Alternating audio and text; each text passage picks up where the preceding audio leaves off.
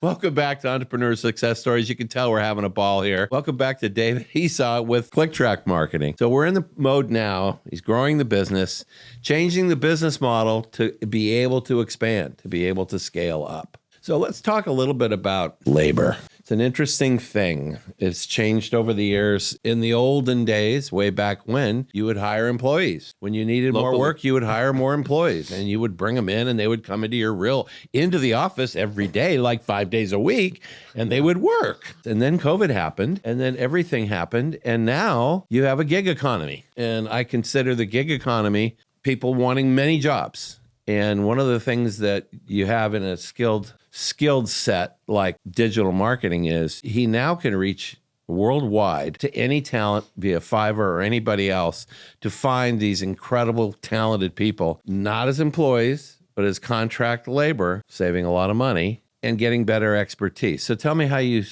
staff up your work. Yeah, that's a great question. So obviously you can't do everything. I've tried to sell and then go fulfill and set up my tracking. You can drum, you can sing, you can do this, but you can't do it all. Right? Yeah, so that's why there's different people in the band, except, when you're those one-man bands that pre-record everything. Finding talent is difficult, but there's also a different way. So there's companies now that have virtual assistants, people call them virtual associates, which I think is nicer. They've been pre-trained on a lot of stuff.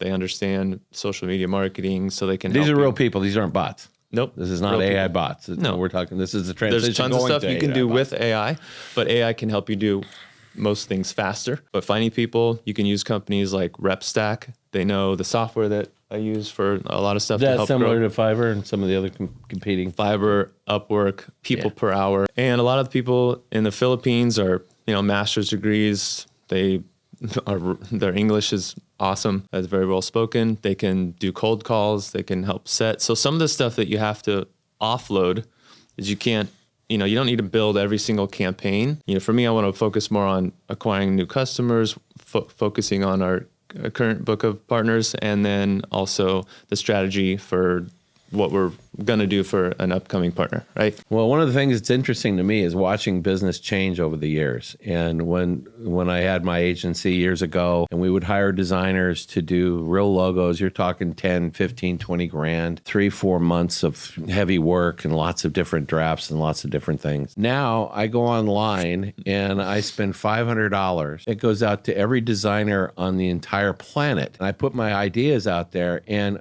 I just did a new channel and we did it over the holidays, and in 4 days I had 175 different logo designs. So the entire logo process took a week to a week and a half rather than 3 months, and cost $500-$600 rather than $10,000 or $20,000. That's how everything has changed. And it's an important thing to do out there, because you could still step back and spend too much money hiring a designer and going through all this. Know that there's platforms out there that you can get it done much cheaper. Yeah, and the quality is unbelievable. It's hard to choose the finalists when some of those are coming in.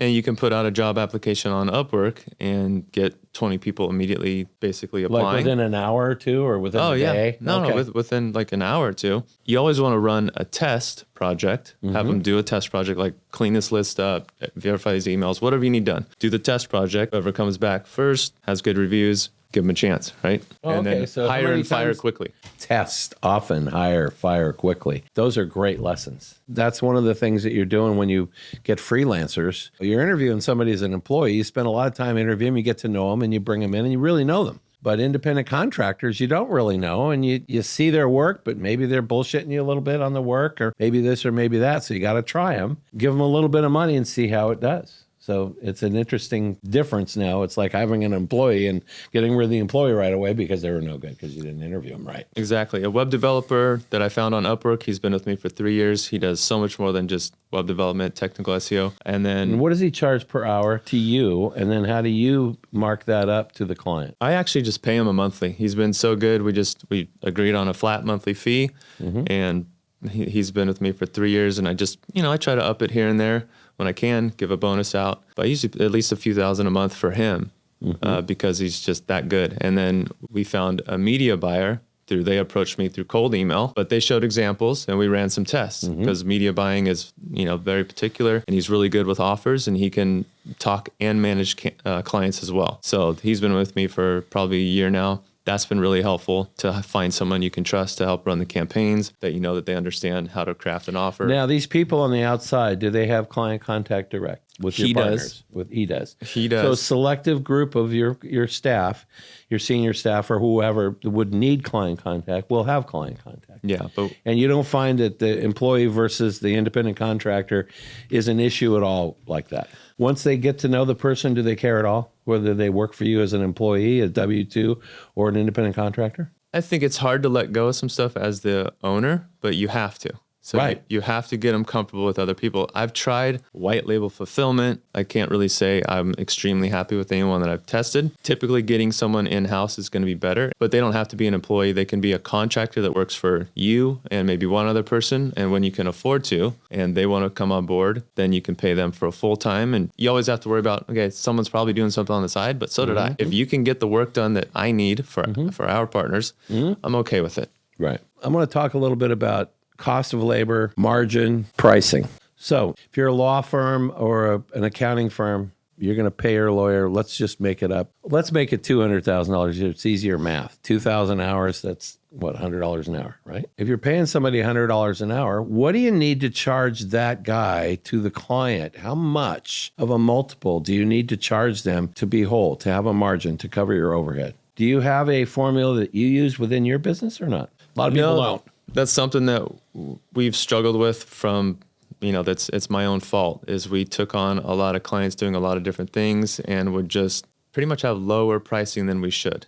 So you're in that transition mode to the newer client partners, and that's probably going to take a few years of transition, I would imagine, as people finally fall out and you bring in new clients. It's not going to happen in a month or two. Yeah, but we're also focusing on our existing partners. What exactly are we doing for these ones? What else can we add for value? Right. And then we will upsell them. So strengthening or expanding your base of services within your client base, which allows you to be a little bit stickier with the client and a wider base of revenue. So all of that's good. It sounds like your strategy is well thought through. One of the things that's interesting to me is over the years, back in the day when I was doing a lot of marketing consulting, accounting firms were typically 3 times your employees. So if your employee was making $100 an hour, you would charge them out to the client at $300 an hour. Recently, I spoke with a managing director of a big accounting firm that I handled back in the 80s.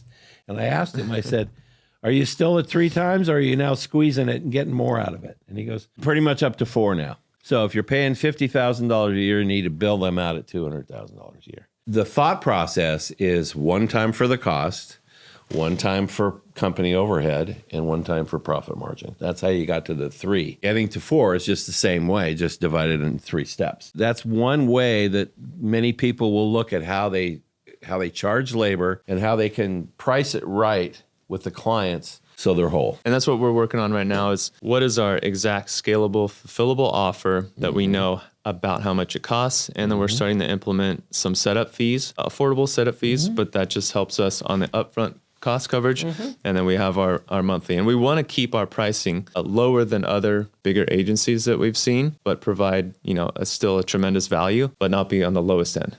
I talk to people that are like, oh, we're paying $300 a month for SEO. I said, keep going. But they're probably not doing all day what you long. want. Go right ahead. Yeah. Do not come to us.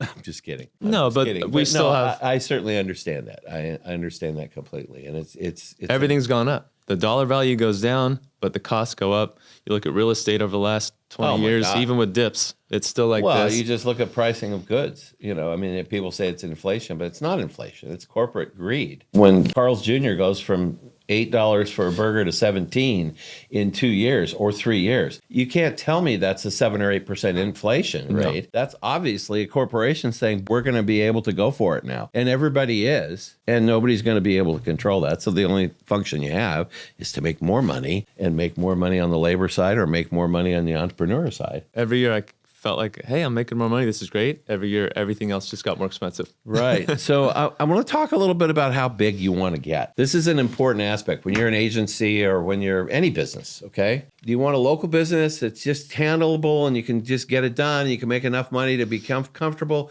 Or do you want to grow it big and you want to sell it to somebody? You want to franchise it? Tell me do you want this thing to be millions and millions, or do you want it to be a boutique agency? Where do you want it to be? I still want to keep personal touch with a lot of our clients, we've got this far. I know with a few changes and systems in place and the right pricing and the right productized offer and then turning up ads. A lot of people don't run ads, even as an agency. I'm like, you're managing people's ads. Why aren't you running ads? But at that point, I would love to get to 7+ figures.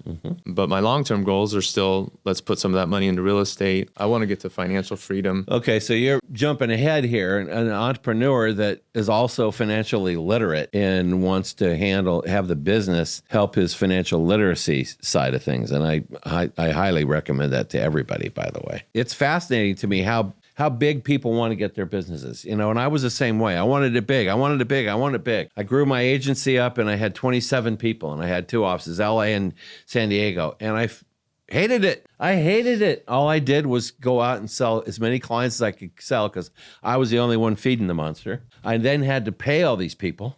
And they were all employees back then. And then if you have senior people, you got to bring in senior clients and you have to give them to them because that's the only way that they can be profitable to your agency. And then I didn't get to do any of the fun work. And it's like I woke up one day and went, this sucks. I'm on out. I'd like entrepreneurs to learn that before you get to that point, right? Learn from some of us that are making the mistakes early. Decide how big you want to be. Decide how much profit you want to make and get there and be happy with it. If you want to grow a little bit more, go grow a little bit more. But at least have a plan, be intentional about it. And I highly recommend tying it all into your own financial planning because entrepreneurial and your own personal financial plans go like this. So when we come back, we're going to do the last segment, which is exit plan. Be back in a minute.